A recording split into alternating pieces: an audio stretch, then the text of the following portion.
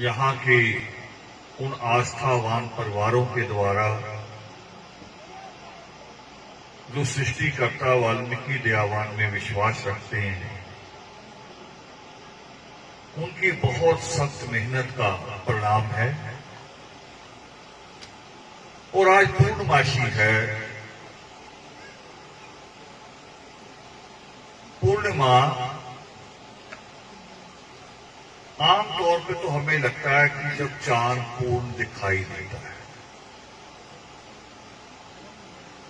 हम उसे कहते हैं पूर्णमासी। पर यह नहीं है कि जब वो पूरा दिखाई ना दे तो चांद नहीं है, शायद चांद छोटा सा रह गया है।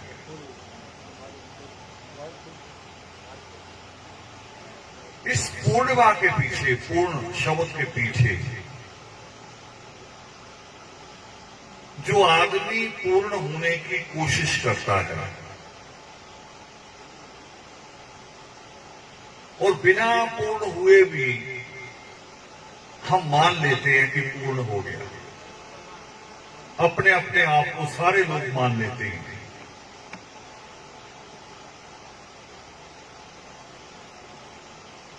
जैसे किसी की मृत्यु हो जाए तो सारे लिखते हैं स्वर्गवासी, जैसे सर्टिफिकेट उसी वक्त आ गया कि स्वर्ग में गया। कोई पंजाब का नशे कर करके मरा हुआ हो, उसका भी स्वर्गवासी। मुझे समझ में नहीं आया भी स्वर्ग में इतनी जल्दी एंट्री मिल जाती है। तो ये अपने आप ही कर देते हैं। और ऐसे ही कभी आदमी की मृत्यु होती है तो कह रहे पूरा हो गया। मृत्यु होना पूरा होना नहीं है। पूर्ण तो जो ईश्वर ने समय दिया है, ईश्वर ने जो जीवन दिया है, वो जीवन भी समय ही है और कुछ नहीं इसके अलावा। जन्म से लेके मृत्यु तक जो समय है वही जीवन है। मगर उस जीवन को सृष्टिकर्ता वाल्मीकि दयावान किस तरह जीने को कहते हैं, उसकी एक शिक्षा हमें चांद से प्राप्त होती है। जैसे उसके बहुत रूप है, बहुत सारी उसकी बातें हैं, बहुत सारे विद्वान उसको अपने अपने रूप में लेते हैं। मगर सृष्टिकर्ता वाल्मीकि दयावान प्रकृति से, कुदरत से जोड़कर हमारे जीवन की एक मिसाल हमें देते हैं। चंद्रमा जब अमावस होती है तो बिल्कुल दिखाई नहीं देता, उसको आप कहते हो अंधेरी रात। और फिर जब पहले दिन दिखाई देता है तो बड़ी बारीक सी छोटी सी एक लाइन, हालांकि मन मुक्ति है, अच्छी लगती है, मगर एक छोटी सी लाइन के रूप में दिखाई देता है। और फिर जैसे जैसे दिन बीतते हैं, 14 दिन का सफर वो संपूर्ण करता है तो पूर्ण हो जाता है। उसको लेके सृष्टिकर्ता वाल्मीकि दयावान कहते हैं, उन्होंने लिखा कि कौन कहता है कि चलते रहने से मंजिल मिल जाती है। ये चांद के उसी सफर का नतीजा जिसको आज हम पूर्णमासी कहते हैं। पूर्ण चांद दिखाई देता है, उसी को लेके सृष्टिकर्ता वाल्मीकि दयावान ने लिखा है अपनी कलम से कि कौन कहता है कि चलते रहने से मंजिल मिल जाती है। गलत दिशा में रखा हुआ एक ही कदम, एक ही गलत दिशा में रखा हुआ एक ही कदम मंजिल से कोसों दूर ले जाता है। हम बैठे हैं आज मकू में, जाना हो हमें जलंधर, मुंह कर ले हमें जिला की तरफ, फिरोजपुर की तरफ, जलंधर आ जाएगा। सबसे नजदीक यहां से क्या है? मल्लावाला। मगर मुंह कर ले हम अमृतसर की तरफ, हरीके की तरफ। मल्लावाला कितने किलोमीटर है? 18-17। और अमृतसर की तरफ मुंह करके 118 किलोमीटर भी चल दे तो मल्लावाला आ जाएगा? नहीं आएगा। हमारे जीवन का बस इतना सा भेद है, जहां हम अटके हुए हैं, मानते हैं आके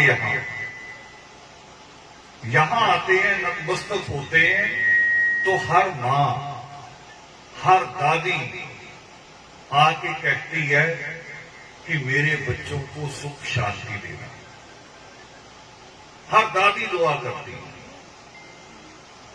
हर मां आके कहती है, और शायद ये भी कहती हूं कि मेरा जीवन जैसे भी बीत गया, जैसा भी मेरा जीवन निकल गया वो ठीक है, मगर वो दुख जो मैंने झेले हैं, वो जो मैंने गुलामी की है दूसरों की सीढ़ी बन के, मैंने दूसरों के घरों में गोहा कूड़ा उठाया है, वो मेरी बेटी के सिर पे ना आए, ये भी शायद कहते हैं। मगर बदलता नहीं। सब पता नहीं कितने मेलों में जाते हैं, और गरीब भी जाता है साथ सब जगह। कुछ भी चल रहा हो, अभी 2-3 प्रोग्राम चल रहे थे, टीवी चला देता आजकल तो, लोगों ने गणपति रखा हुआ था, उससे पहले लोग कावड़ लेने चले गए, पंजाब के लोग बालकनाथ चले जाते हैं, गुग्गे के घोड़े को खुश करने जाते हैं, पता नहीं क्या कुछ करता है गरीब आदमी, और कुछ तो इससे और आगे बढ़ जाते हैं, करे दंडवत जाएंगे, जमीन पे लेटते हुए जाएंगे, लेटते हुए जाते हैं। कई जगह तो सड़क तप रही होती है और लेटते हुए जाता है। कभी ऐसा हुआ कि जो ऐसे लेटते हुए गया हो जम्मू कटरा तक, और वापस आते वो टाटा अंबानी बन गया हो? कभी हुआ ऐसे? अपने आसपास नजर मारो, हम में से ही है वो जो ऐसे जाते, वो हम में से ही है। वो जो बाजार में दुकान खोलता है बनिया, वो नहीं जाता है। बनिया कभी 4-5 दिन के लिए दुकान बंद करके कहीं नहीं जाता है। आपने तिलक लगे हुए, चोटी रखे हुए पंडित को भी ऐसे लेटते हुए जाते हुए नहीं देखा होगा। ये भी गारंटी के साथ कह रहा हूं, वो जो धर्म का ठेकेदार है वो भी ऐसे नहीं जाता। और कौन जा रहा है? जिसको कहा कि तुम अंदर मत आना, जिसको कहा गया कि तुम मंदिर के अंदर मत आना, वो जा रहा लेट और लौट के फिर वही का वही। तो इस पे सोचना पड़ेगा। मुझसे बच्चे बात करते हैं कभी कभी, वो कहे मैंने बहुत पढ़ाई की मगर नंबर नहीं उतरे आए। तो हम उसका कारण पूछते हैं। यहां प्रिंसिपल साहब बैठे हैं हमारे, इनके घर में चाय पानी लिया हमने। तो ये जो गुरुजन है ये क्या सोचते हैं? ये भी बरीकी से सोचते हैं भी कमी कहां है। बच्चा सच में पढ़ रहा है, उसको टीचर खड़े करके पूछता है कि फला जवाब दे, वो देता है और सही जवाब दे रहा है, मगर पेपर में फेल हो रहा है। तो उसकी कमी ढूंढते हैं, मिल जाती है। दूर नहीं जाना पड़ता, कोई जादू मंत्र नहीं, कोई धागा तवीज नहीं होता। कमी ढूंढ लेते हैं कि इसकी लिखने की स्पीड कम है। पेपर 3 घंटे का है, ये 4 घंटे में भी पूरा नहीं करता। बेटे साउंड ठीक करो एक बार में, इसका इको बंद कर दो, ये मुझे नहीं चाहिए। सिंपल आवाज जाने दो, बार बार गूंजना नहीं चाहिए। वो कारण खोजते हैं। लाइट चल रही है अभी, लाइट अगर अभी बंद हो जाए और आप फोन करोगे बिजली विभाग को, तो वो खोजते हुए आते हैं रास्ते में भी कोई जोड़ तो नहीं हिला, कोई ट्रांसफार्मर का लीवर डाउन तो नहीं हो गया, कारण खोजते हैं। मगर धर्म में हम डरते हैं कारण खोजने से। यहां हम डरते हैं, हम सोचते ना ईश्वर नाराज हो जाएगा। बच्चा कोई सवाल कर दे तो मां डांटती है, दादी डांटती, ना ना ऐसे मत बोल, पीर देवी नाराज हो जाएंगे, तुम्हें मारने आ जाएंगे। पीर देवी थोड़ी मारने आएंगे, जो पीर देवी है जिसमें करुणा नहीं है वो संत ही नहीं हो सकता, मारने कैसे आ सकता। सृष्टिकर्ता वाल्मीकि दयावान का जो सबसे ज्यादा उनका पहलू दुनिया में प्रसिद्ध है, जिससे उनको आदि कवि कहा जाता है, वो करुणा पे टिका है सारा। करुणा, करुणा उस दिन की जब उन्होंने एक करोंच की चीख पुकार सुनी। चीख पुकार सुनी एक करोंच की, और उसकी पुकार पे परमात्मा प्रकट हुए। देखा वो क्यों चीख रहा है, तड़प रहा है, कभी इस डाल पे कभी उस डाल पे। मैं पूरी तरह से शब्दों में नहीं कह सकता, ये दुख जो होता है उसको व्यक्त नहीं कर सकते। आपको कोई पूछे, सुख भी नहीं बता पाते पूरा। कोई पूछे आम का मीठा क्या है, अमरूद जैसा है, आप कहोगे नहीं अमरूद जैसा नहीं है। अच्छा नाशपाती जैसा है, नहीं नाशपाती जैसा भी नहीं है। कितनी कोशिश कर लो, आम का मीठा तो आम को खाने के बाद पता चले, उसको ऐसे कंपेयर नहीं कर सकते किसके जैसा है। तो सुख और दुख भी अनुभव होते हैं। और सृष्टिकर्ता वाल्मीकि दयावान तो इससे थोड़ा आगे लिखते हैं, वो कह रहे सुख और दुख तो कुछ भी नहीं है, आदमी के अनुभव पे है। सुख और दुख कुछ नहीं है, हमारे सोचने पे है। कई बार वही बात सुख होती है, हम उसको दुख मान लेते हैं। रोड पे जा रहे हैं, पीछे से बाइक वाला आ गया, ऑटो वाला आ गया, धक्का मार के चला गया, बाजू छिल गई, हम उसे दुख मान रहे हैं।